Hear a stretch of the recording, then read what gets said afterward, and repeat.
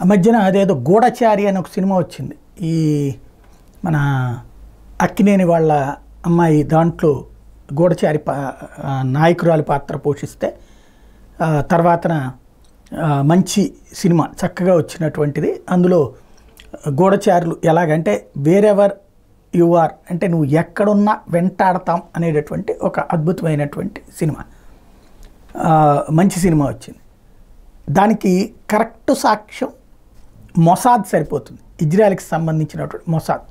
ఇప్పుడు తాజాగా హమాస్ చీఫ్ని లేపేసింది, అదే సమయంలో హెజ్బుల్లా చీఫ్ని కూడా లేపేసింది. తన శత్రువు ప్రపంచంలో ఎక్కడున్నా వెంటాడి వేటాడటం అనే దాంట్లో దానికి మొహమాటమే లేదు, కరెక్ట్ అటాకే చేస్తుంది. వాస్తవంగా ఈ మధ్య కాలంలో చూసుకుంటే కనుక 2004 నుంచి దాని శత్రువులు హమాస్ ఆధ్యాత్మిక నేత అహ్మద్ యాసిన్ ప్రయాణిస్తున్న హెలికాప్టర్ మీద క్షిపణితో దాడి చేసి 22/3/2004లో లేపేసింది. 2004 తారీఖున కారు మీద క్షిపణి దాడి చేసి హమాస్ నేత అబ్దెల్ అజీజ్ అల్ డంటిస్సీని హత్య చేసింది.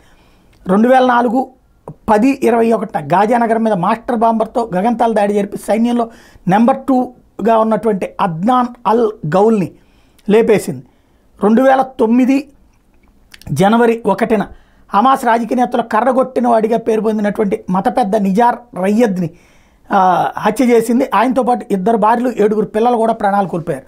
అలాగే 2018 ఏప్రిల్ 22న హమాస్ ఆయుధ నిపుణుడు పది మొహమ్మద్ అల్ బాత్ష్ ఓ మసీదుకి వెళ్లేందుకు కౌలాలంపూర్ ప్రయాణిస్తుండగా మోటార్ సైకిల్ మీద వచ్చిన వాళ్ళు కాల్పులు జరిపి ప్రాణాలు తీశారు.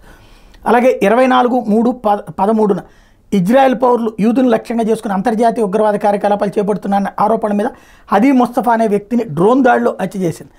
అట్లాగే 24/7/12న హమాస్ సీనియర్ కమాండర్ అమన్ షోవదే మీద గగంతాల దాడి జరిపి ప్రాణాలు తీశారు. ఇప్పుడు తాజాగా చూస్తే ఓ పక్కన హెజ్బుల్లా చీఫ్ని, ఇంకో పక్కన ఇరాన్లో ఉన్నటువంటి హమాస్ చీఫ్ని, అంటే తమకి ప్రత్యర్థులు కాదు, తమ దేశానికి ముప్పు అనుకున్న వాళ్ళని ప్రపంచంలో ఎక్కడున్నా వేటాడి వెంటాడి వాళ్ళని హతమారుస్తుంది అన్నటువంటి సాక్ష్యం మరోసారి ప్రస్ఫుటమైంది.